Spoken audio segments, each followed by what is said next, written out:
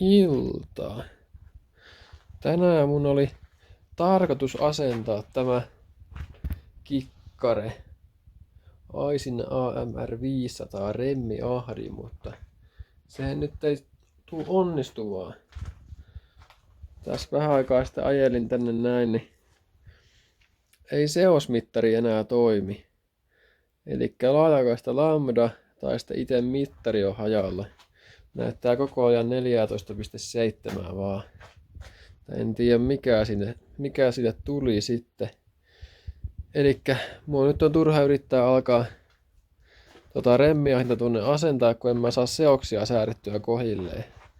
Ja tässä on nyt vapaari seokset tänne säädetty, niin ei tule varmastikaan toimia tällä remmiahtimella enää.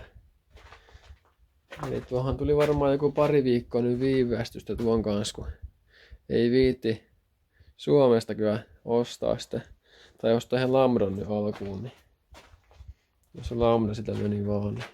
Mutta se maksaa yli 100 € Suomessa ja ulkomailta saa puolet halvemmalla. Niin mä tilaan se ulkomailla sitten.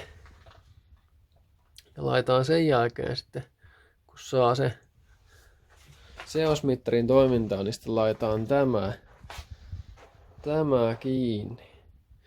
Mutta nyt päästään tämän päivän aiheeseen. Niin ja nyt on muuten uusi kamera, en tiedä huomaatteko, mutta nyt on uusi kamera tosiaan testissä.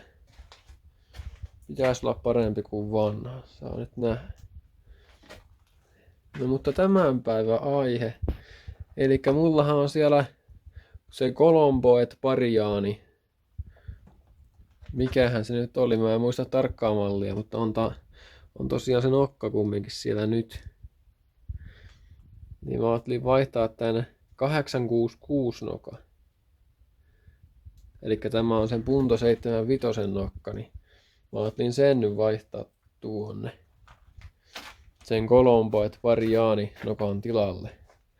Se oli joku Street vai Road Max vai mikähän se oli sen nimi. Niin.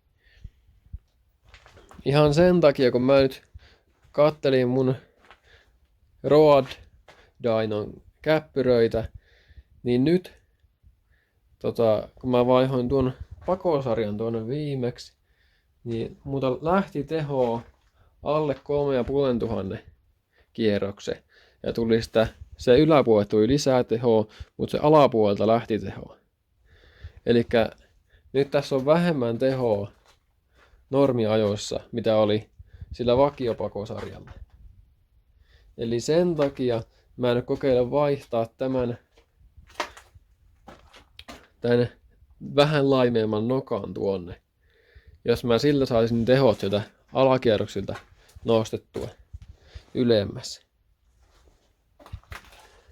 Eli se olisi nyt niinku tässä ideana semmonen testi. Eli mä nyppään tuossa tuo venttiilinkopon pois ja vaihdetaan tosiaan sinne se nokka. Ja tässähän tosiaan on Punto 75 on tämä imusarja. Täällä jo näkyykin tuo alumiininen. Ja tuo on tuo Fiat Bravo, onko tuo oli 46 milli kaasuläppäkoteella. Eli tuo voisi toimiakin paremmin periaatteessa tuo nokka näitten kanssa, en tiedä. Katsotaan nyt, mitä tapahtuu, kun vaihtaa sen nokan tonne. Joo, lähdetään purkamaan.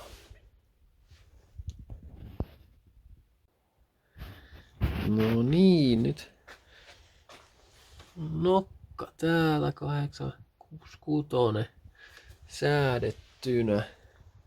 Hieman joutu säätää näitä venttiilin välyksiä. Puolet oli hyvät, mutta puolet ei. No onneksi vanhasta moottorista jäi noita säätöpaloja, niin noilla pärjäs hyvin. Ja juu, sitten vaan kasaan. Ja sitten testaamaan. Niin tai no, testaamaan ja testaamaan. Täällä on lunta niinku tullut vaikka kuinka nyt lisää, niin vähän huono testata kyllä nyt mitään, mutta käymään testiajolla kumminkin joka tapauksessa. Että onko huonompi vai parempi. Mutta juu, sitten kasaushommi. No niin. Nyt olisi tämä taas kasassa. Mä olisin pari osaa tosta mustaksi, niin samalla vaivalla kun ne joutuu irrottaa.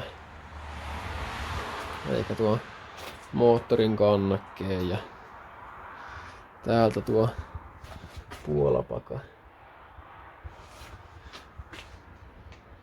Kokeillaan tätä käyntiin. Kuulostaako hyvältä vai eikö kuulosta hyvältä, saa nähdä.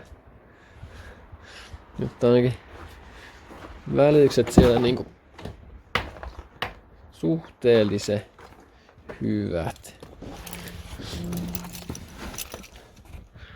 Eipä näistä koskaan tiedä, että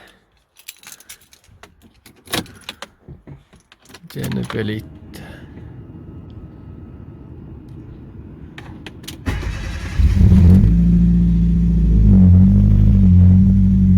No niin, käyntiin lähti heti. Käydään vähän kuuntelemassa.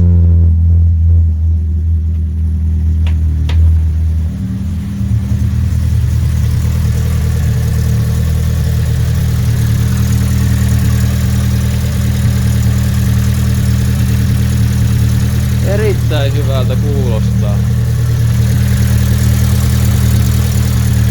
Kyllä.